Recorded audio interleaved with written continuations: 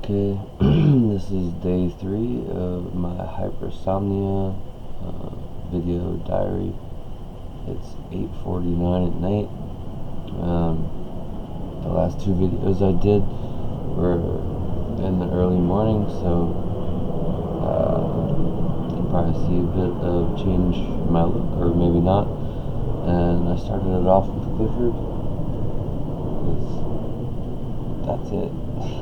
That's the only way I could explain it. Anyway, I was previously going to talk about my prescription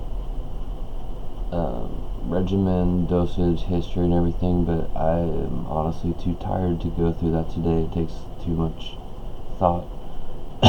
So today, I have a whole list now of things I'm going to touch on, but today I want to just touch on age, because I think it's really interesting with hypersomnia, how age comes into play at different times of your life.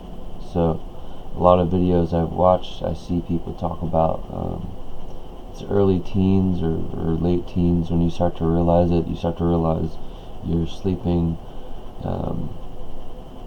10, 12 hours continuously. And what's interesting is, when you're adolescent, you're in middle school or high school, you do tend to sleep almost 10 hours on average a night, because of what your body's doing in terms of growth and things like that. So, but what's interesting with hypersomnia, and that I felt, is I remember being in high school, and I continued to sleep 10 to 12 hours a night. Like, that didn't stop after I got out to, after 13, 14, I continued to sleep 12 hours a night. And I remember my friends at that time saying, "Whoa, why are you still sleeping? Like we just slept the whole night, or whatever. You just slept 10 hours. Why are you still tired?" And it's interesting that at that point, things started coming, kind of peeking through a little bit, and I didn't think about that at the time. I thought everyone was sleeping 12 hours a night. I thought it was weird that when my friends would spend the night over my house or whatever, that they didn't sleep till noon and I'm sleeping till noon. But and then I'd say the next biggest age factor was probably very late teens, and again early 20s. That's when I noticed there was a big problem. That's when, ironically, a lot of people will say their family doesn't understand, or their parents don't understand things. And ironically, one of the first people to even say anything to me was my mom, and she said, I remember, it's like, "Why are you sleeping so long? Why are you tired all the time? Why, what's going on with you? Are you sick? Do you have allergies?" I lived on the East Coast at that time, and allergies are a big thing. I've never had allergies. I've been tested for allergies many times. But it was very interesting in terms of that, because I'm probably 20 or something at this time.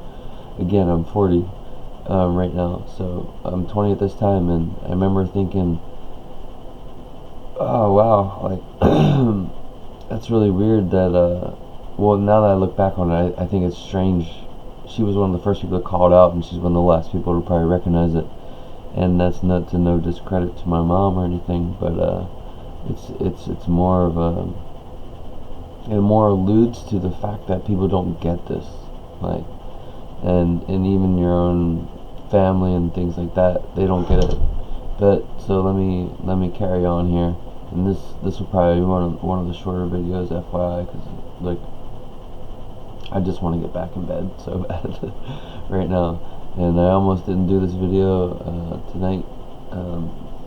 I was almost gonna just put it off till tomorrow, and I'll be like, I'll do 2 videos tomorrow, and that's not even realistic. I can't even expect myself to be able to do 2 videos. So, and it wouldn't be true to this if I didn't do every day.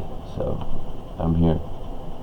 But So then, when I was in my early 20s, like right around 2021, that's when I'm drinking like a lot of soda a day, coffees, going to Starbucks, getting triple lattes, quadruple lattes, or whatever.